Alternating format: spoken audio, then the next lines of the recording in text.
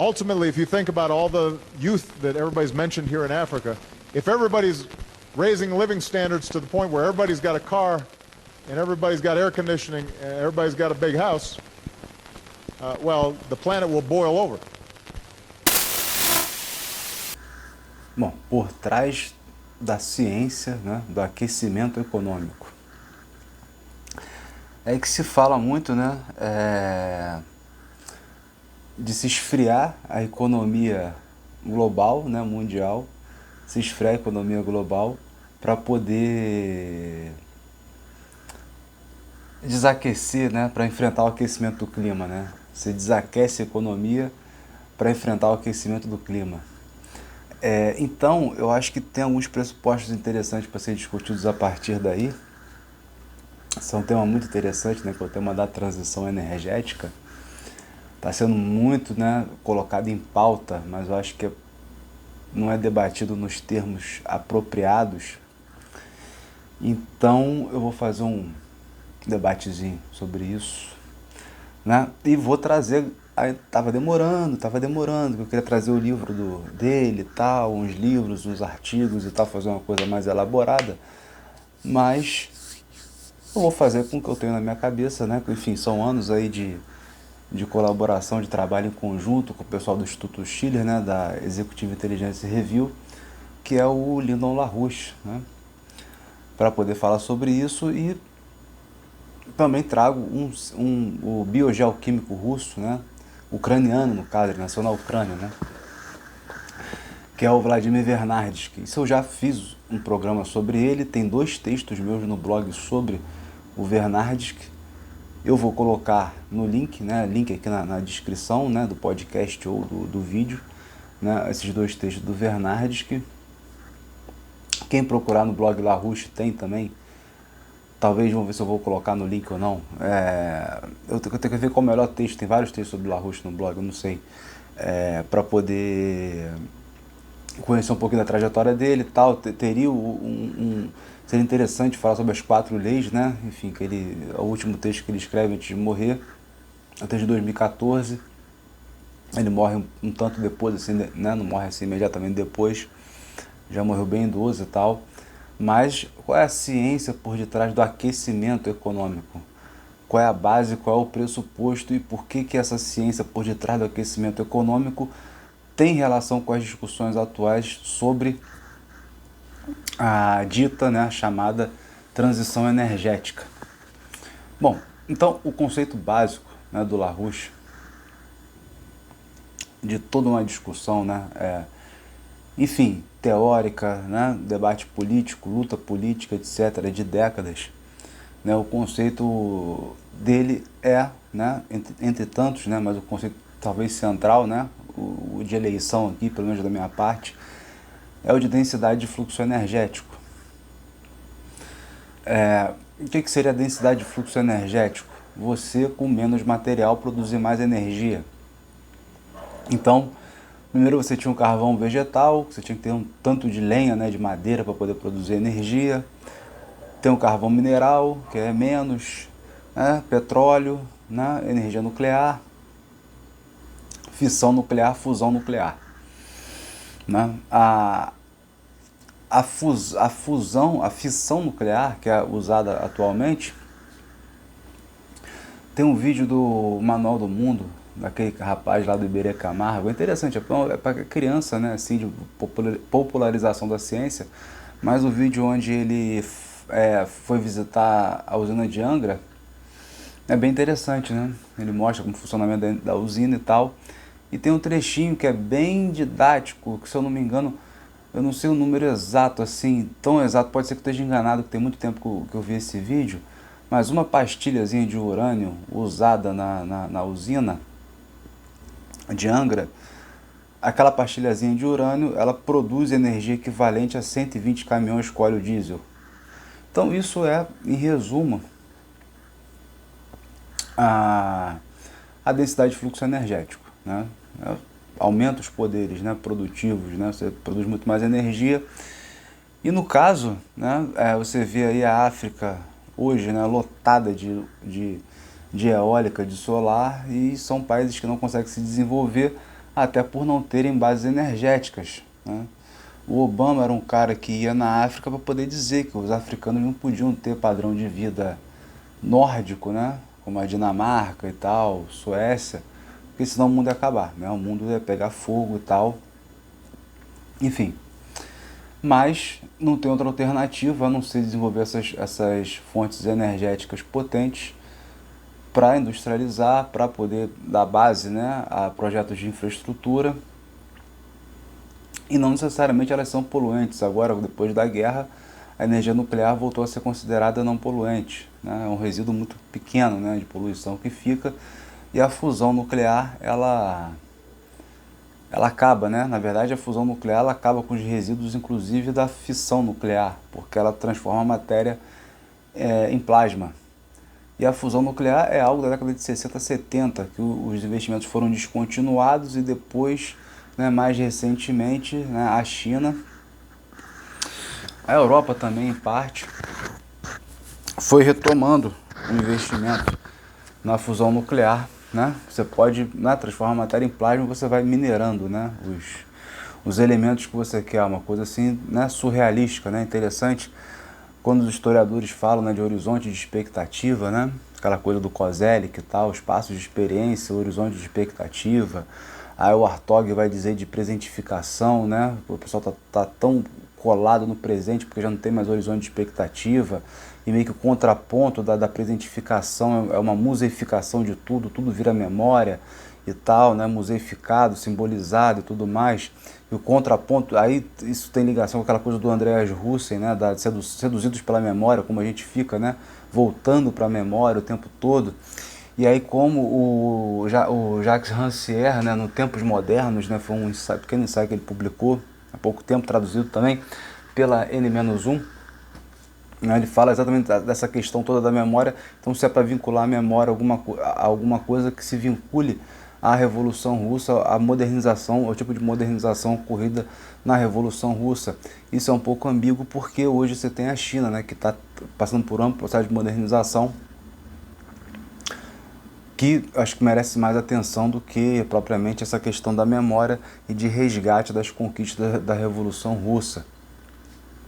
Mas tudo isso para você recriar um horizonte de expectativas. Aí você vê os historiadores aí criticando a memorialização de tudo, um filósofo falando, né, para se retomar um certo passado, e você tem a fusão nuclear, que na verdade é um horizonte de expectativa claro, né, para um futuro. Só que você não consegue criar consenso a respeito disso por causa de toda essa debate do aquecimento global, né? Então, eu estou falando do aquecimento da economia, não do aquecimento global, né, em termos. E o próprio movimento LaRouche produziu tempos atrás, né? No YouTube tem, né, o Fusion Torch, né? Fusion Torch, a tocha de fusão. Acho que é muito interessante. Explica com muitos detalhes como funciona, como funcionará, né, quando tiver em atividade assim em escala a fusão nuclear.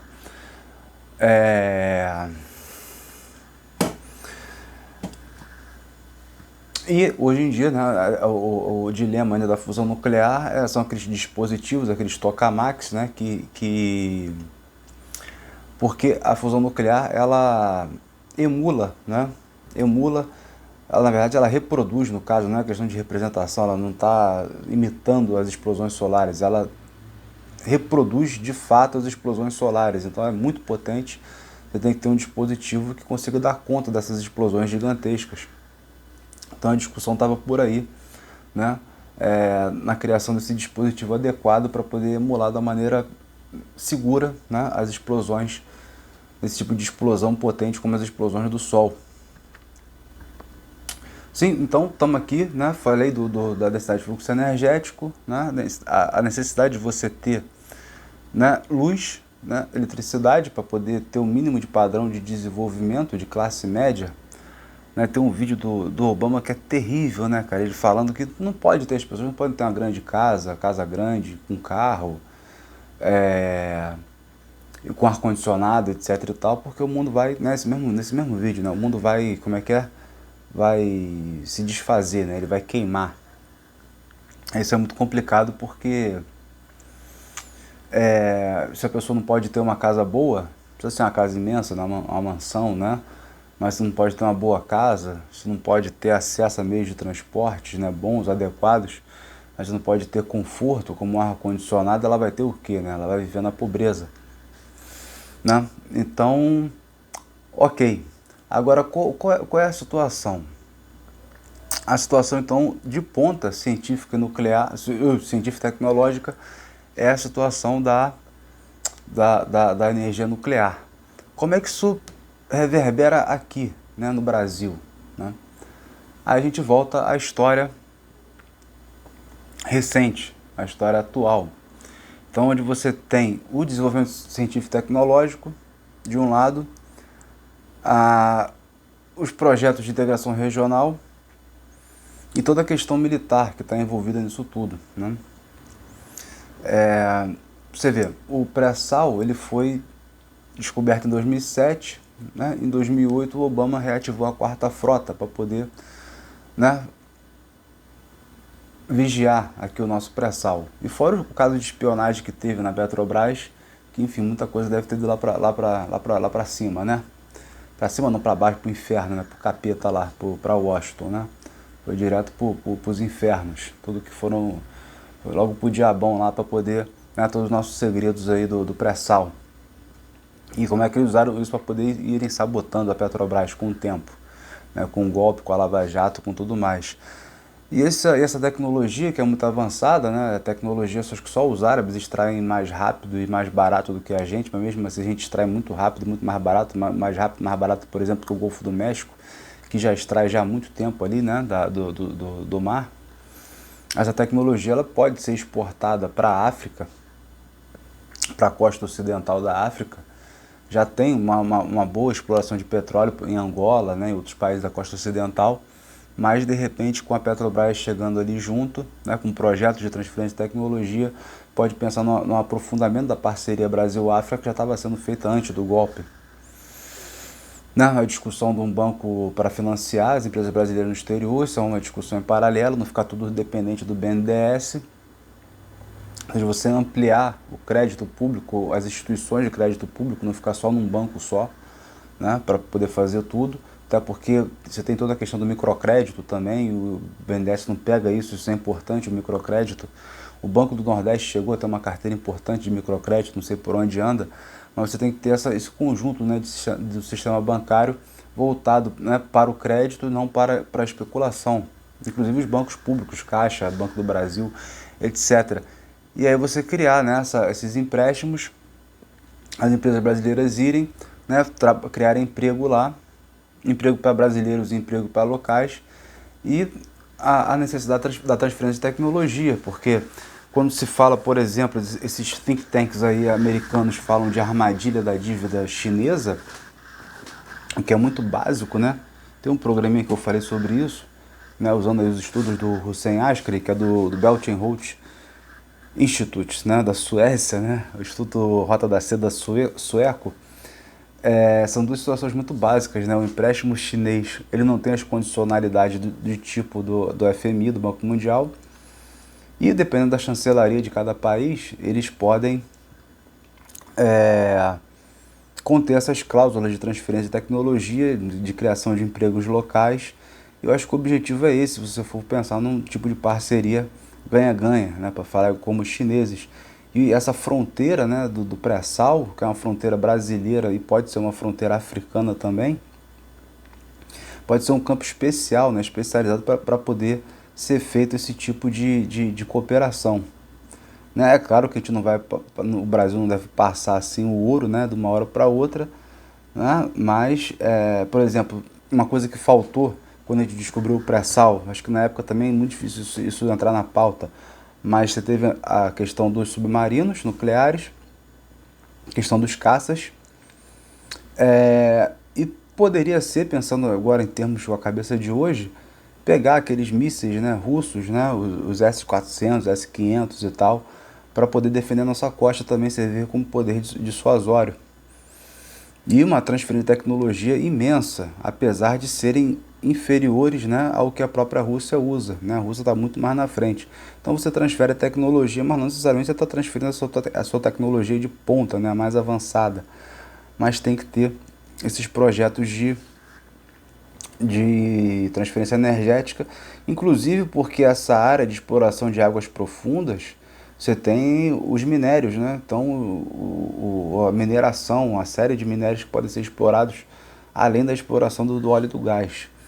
Então, isso aí é um lugar que o Brasil já tem expertise, pode aprofundar mais para poder, né, explorar mais riquezas, né, convertidas aqui para o Brasil, né, para o próprio país.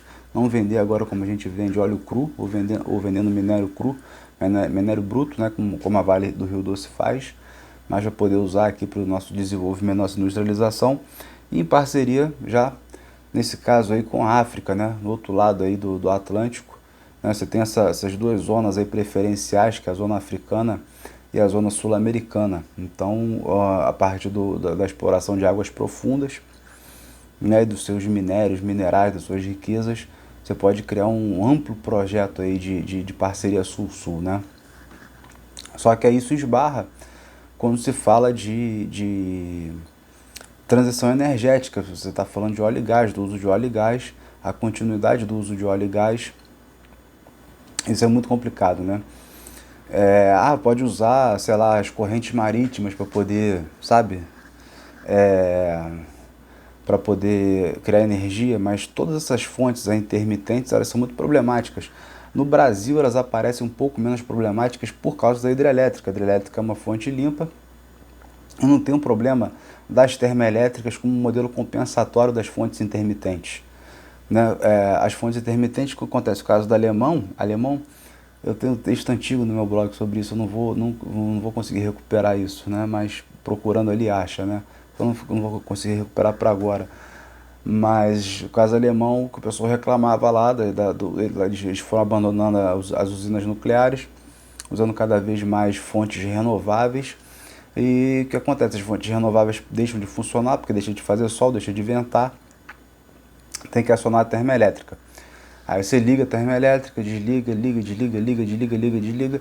Isso dá um puta de um sobregasto. Então você acaba poluindo mais, consumindo mais, gastando mais, para poder justificar, né, esse modelo de transição energética.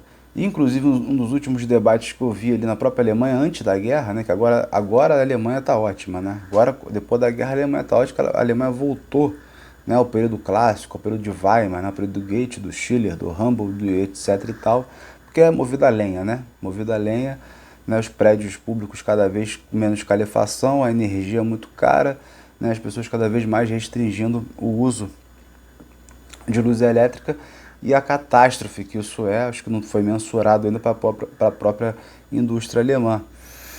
Então a Alemanha está muito bem, né? Voltou ao período clássico, né? Período antigo, né? Com outras fontes energéticas, né? Mais rústicas, mais rudimentares e tal. Acho que os ambientalistas talvez estejam gostando porque, né, não tem essa coisa, essa modernidade toda que eles não gostam. Eles gostam de uma coisa mais primária, né? Mais primitiva, vamos dizer assim.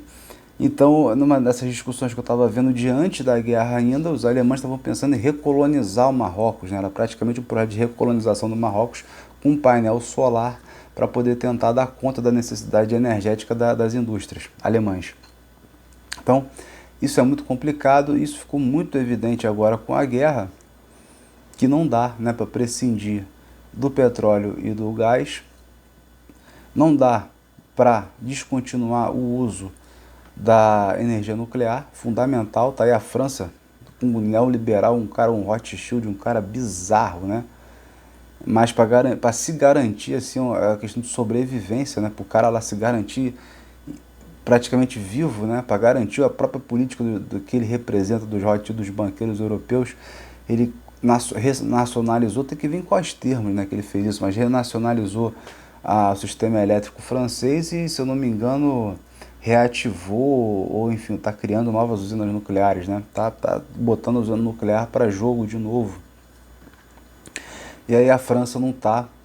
A Itália está fazendo acordos com os russos, né? Acordos bilaterais, está conseguindo também se livrar um pouco disso. A Alemanha, com a ponta de lança da União Europeia, é o país talvez que esteja tendo grandes perdas, né? Proporcionalmente assim, no pós-guerra.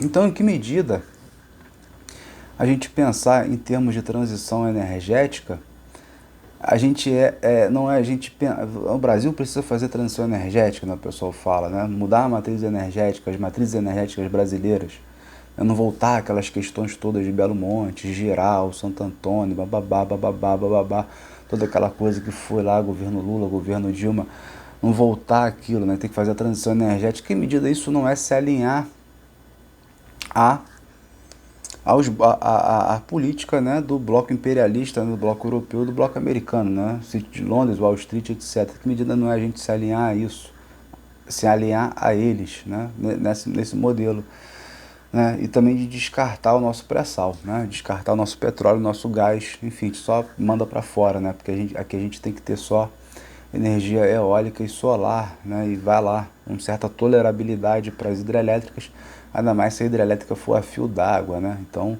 fica mais fácil. E o desenvolvimento, né, de um país, né, seu desenvolvimento social, né, científico, tecnológico, passa, né, pelo incremento, né, pelo aumento da densidade de fluxo energético, ou seja, né, nessa linha de raciocínio você vai ter que enfrentar, estar, né, a par da questão nuclear, por ser a questão de ponta. Então, o Brasil, né, querendo se lançar como né, se modernizar, completar o ciclo de modernização ou atualizar o ciclo de modernização interrompido quando acaba, né, a tradição varguista, né, com Juscelino, né, depois com o golpe com Jango, né, essa americanização e financiarização da economia e regressão industrial por parte do... Foi estatizante, mas não teve um avanço industrial. Isso não necessariamente Estado significa indústria, né? Acho que isso aí deveria ser básico, né? Estado é uma coisa, indústria é outra. Cada modelo é um modelo. E a gente teve uma regressão industrial, uma americanização, uma financiarização a partir dos governos militares, né? Governos que não tinham uma orientação do tipo de nacionalismo, né? Da Revolução Brasileira, da Revolução de 30. Então, se a gente quer retomar esse caminho da modernização, que a gente começou lá atrás, a gente tem que investir na energia nuclear. E aí vem a questão, né? A questão disso, a ciência e tecnologia vinculada à questão militar. Porque se a gente vai desenvolver a energia nuclear, isso vira um problema, porque está sempre ali a potencialidade de você desenvolver armas nucleares também. Então, se você criou, né, pelo menos se tentou criar, sei lá, ninguém sabe mais agora como é que está o andamento dos caças e do submarino nuclear, que era só o início, né, de um processo maior aí de defesa da costa brasileira. O caso do caça, né, do espaço aéreo e tal, enfim.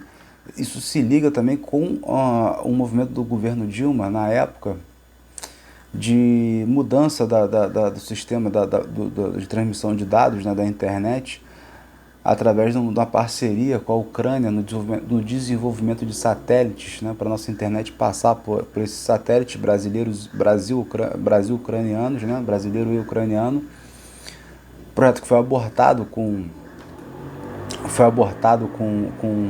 um golpe lá na Ucrânia, e depois do golpe daqui acabou de vez.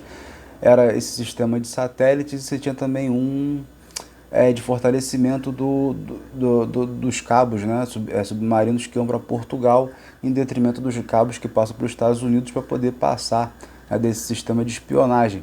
Então isso, né, é um setor de ponta, o setor, né, de dados aí, do setor que passa para essa questão da internet, né, e o outro setor de ponta já, né, vinculado a submarino nuclear, ou seja, o desenvolvimento das energias nucleares de suas potencialidades para abastecer o navio, né, para criar um míssil, ou os isótopos também, que são usados na medicina, né? A gente está falando aqui de soberania, né, em larga escala. Então, o desenvolvimento da energia nuclear aqui pode passar por uma crescente militarização e, com certeza, um aumento, uma potencialização do papel, né, dos militares, né, na atuação do dia a dia, né, mesmo da sociedade civil. Não política em termos eleitoral, de congresso, da democracia representativa, mas na sociedade civil, os militares acabariam participando muito mais, porque tudo isso envolve segredos, envolve áreas de inteligência, ou seja, os militares estão participando disso, e entra o debate de se, né, se o golpe militar de 64 foi um golpe pró-americano, vinculado, né, às diretrizes da Escola Superior de Guerra, que foi moldada, né, tendo em vista o War College americano, ou seja, de princípio, né, esses militares ainda hoje se formam a partir de um modelo americano, né, de um modelo americano falido. Então você tem que repensar a forma como os militares, né, se formam, né? Como se formam os militares aqui. Dá, né, os recursos materiais, como foi dado, né? Nunca foi dado tantos recursos materiais para os militares fazerem seus projetos como foi nos governos do PT. Talvez agora de benesses foi no Bolsonaro e tal, por questões relativamente evidentes, né? Mas você teve valorização salarial dos militares, sim, no governo no governo do PT.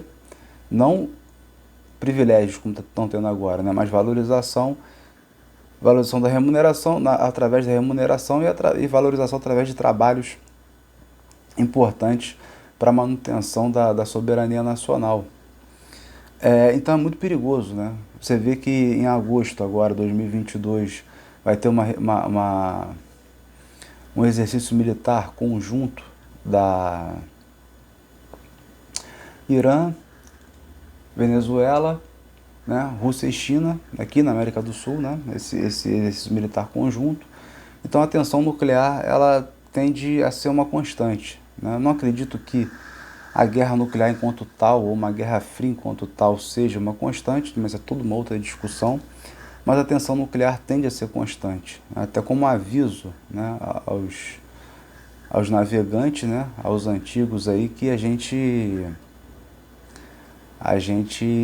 né, tem poder de bala para poder enfrentar, né, o antigo imperialismo que está se peidando, né, na Ucrânia, está se peidando em Taiwan, em todos os lugares que eles vão agora. Eles sabem que as guerras que eles entram, desde o Afeganistão pelo menos, isso o pessoal fala muito desde do Vietnã, o pessoal fala muito do Vietnã, mas também Cuba foi uma tentativa de intervenção fracassada, né, antes do Vietnã ainda. Então eles perdem guerras sequencialmente, direto, né? Então agora estão vendo que tá ruim, né? Tá ruim. O MED, né? O Mutual Assurance Destruction, né? Aquele antigo programa e tal, enfim, não entra mais no jogo. E a doutrina utópica da OTAN, a OTAN achar que vai conseguir destruir a Rússia ou destruir um país qualquer com um ataque só, né? Total, espetacular. Isso aí também já está fora, né? de jogo depois do anúncio das novas armas, da classe de armamentos da Rússia, e também com todo o apoio, o suporte na área, né, material, econômica, né, social e política que a China dá, pelo esse extremo desenvolvimento que a China teve nos últimos 10 anos, pelo menos, né, 10, 15 anos. A China realmente se projetou, parece quase um milagre, né, ateniense, né, o surgimento de Atenas, né, a invenção de Atenas. Atenas surgiu, apareceu do nada, como um milagre, né? Aí, tchum, a China, pá, apareceu, já era uma potência, mas hoje é uma coisa assim, né, cada vez mais espetacular. Então isso está revertendo todo o quadro de contra-insurgência criado a partir do governo Obama, que tentou reverter as conquistas aí paulatinas do sul global, com a recuperação da Rússia, econômica da Rússia sob o Putin, e com também a virada de jogo política na América do Sul, né? A eleição do Chaves, do Lula e do Néstor Kirchner na Argentina. Então, a ciência, né?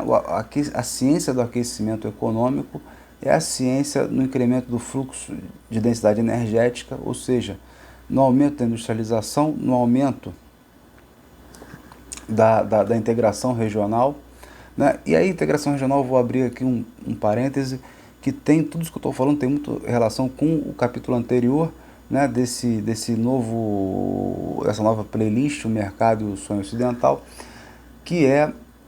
e que tem relação com o último capítulo que teve da Circuitos Contemporâneos, que é outra playlist sobre a crise de integração financeira controlada, né? Que as crises são controladas falando da de 2007, 2008, enfim, vários debates que eu estou fazendo, o livro do professor Roberto Moraes também, que foi resenhado, etc.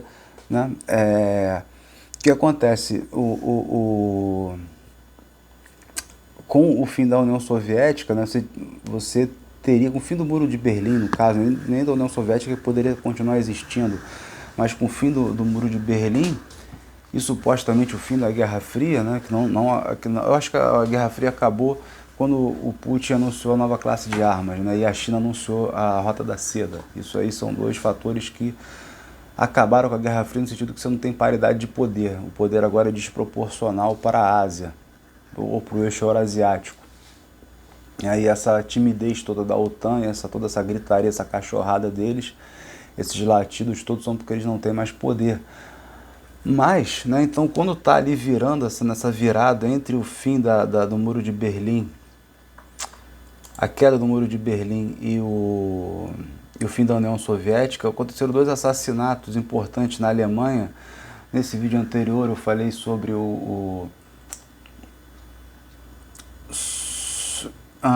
caraca. Calma aí que eu falei rapidamente sobre o Aldo Moro, né, e a questão toda ali do projeto Transáqua e a exploração do Mediterrâneo, do petróleo no Mediterrâneo e tal, o assassinato do Aldo Moro, consequentemente. E a Helga Zeppi da Rush, né, foi o texto que eu coloquei como referência, um texto dela sobre a integração do sul da Europa com o norte africano, né, a integração mediterrânica. Ela tem outro texto quando ela faz uma resenha das confissões do assassino econômico. E ela vai falar que isso não foi uma realidade, né? O assassinato de líderes políticos não foi uma realidade só do chamado terceiro mundo, né? Mas uma realidade acontecida que ocorreu na Europa.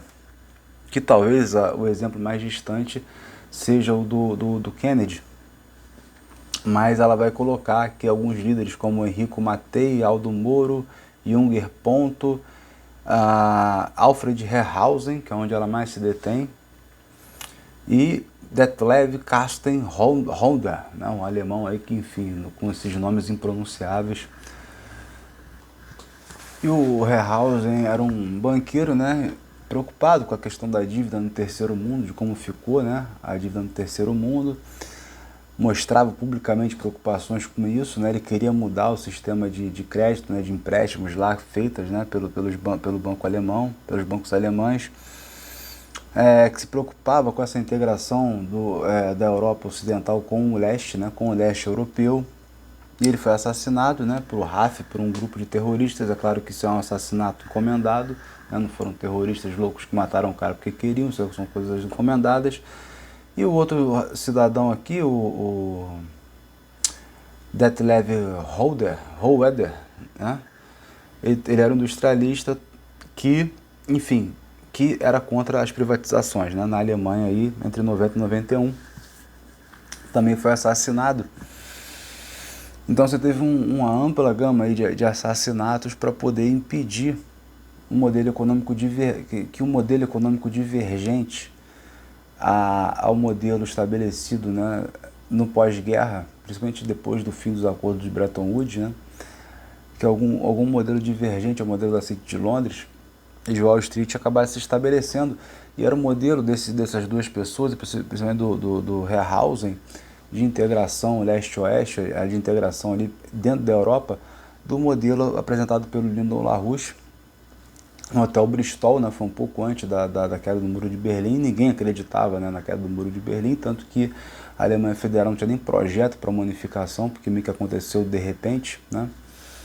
E aí o projeto, então a fala do LaRouche acabou causando espanto, porque do nada o cara falou um negócio e blum, aconteceu assim, né, de uma hora para outra, e era criar um eixo produtivo, né, Paris, Berlim, Viena, um triângulo produtivo Paris, Berlim, Viena, como base, né, para a expansão de uma integração física, né, de infraestrutura entre o leste e oeste, né, que é claro que é o pressuposto de uma integração eurasiática maior. Então, para isso tudo você precisa de energia, né? E aí, para isso tudo também você teria que discutir, né, pegar quais são os pressupostos hoje da discussão do aquecimento global, né? Eu acredito que É,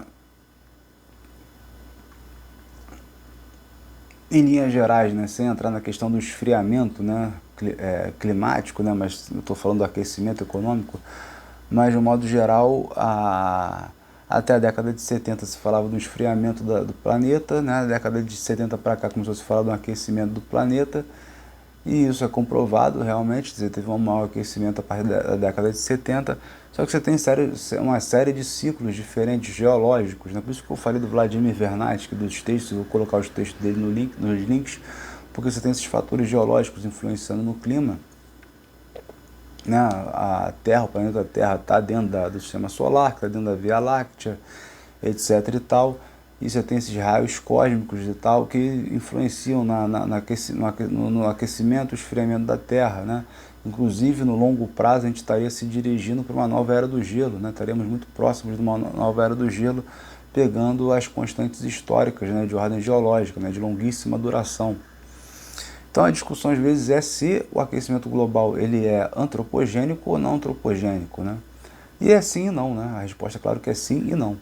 Né? Esse aquecimento global, né, por carbono e tudo mais, tende a ser para mim uma bobeira, né? Essa coisa de que, igual o economista da Marina falava lá em 2014, que o pobre tinha que parar de comer carne porque o gado peida, né? E aí aquece o clima, então tem que parar de ter gado, parar de ter carne e, enfim, só quem tem dinheiro pode comer carne. Né, que era o que o rapaz falava, que é parecido com o que o Obama falou também lá na África, você tem que deteriorar as condições de vida para poder salvar o clima. Então esse aquecimento do clima do gás carbônico ele é muito questionável, em especial por essas questões de longa duração, né?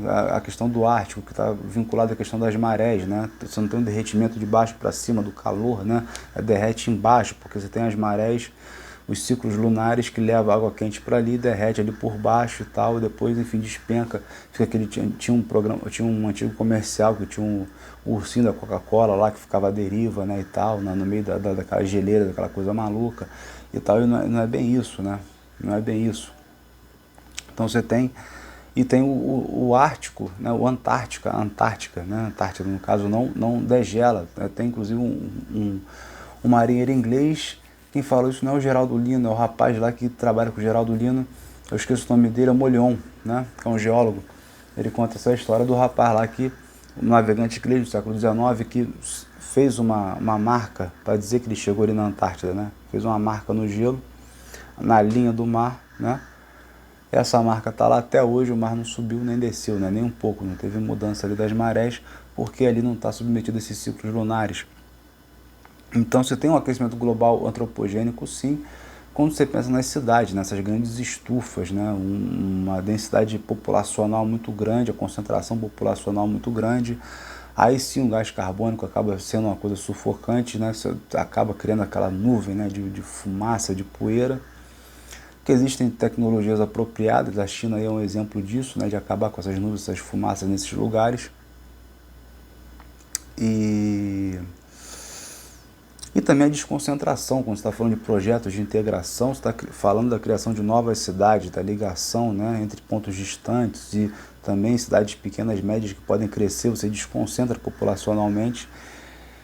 Então isso são novas geografias, né, novas paisagens que se criam e você não precisa ficar nessas estufas modernas, que são essas grandes cidades. Então o aquecimento global, o aquecimento antropogênico, que é global porque acontece em várias cidades diferentes, está mais por questões da vida urbana, né, que a gente pode alterar com o tempo. Mas, de modo geral, até pelo próprio desenvolvimento da tecnologia, como é o caso da fusão nuclear, das térmicas modernas, até das hidrelétricas modernas, você tem um impacto ambiental cada vez menor, né, ou bem pequeno. A própria nuclear, que é né, gera muito poucos resíduos. E sem isso, sem essa densidade de fluxo energético, você jamais, nunca vai poder aquecer a economia. Então pensar a transição energética, como se diz, é sim se submeter, né, às diretrizes do imperialismo, né, americano, europeu, né, da City de Londres, Wall Street, né, do velho imperialismo. E a gente tem que sim fazer uma transição energética, mas uma transição energética pensando nas fronteiras tecnológicas, no caso a exploração do núcleo do átomo.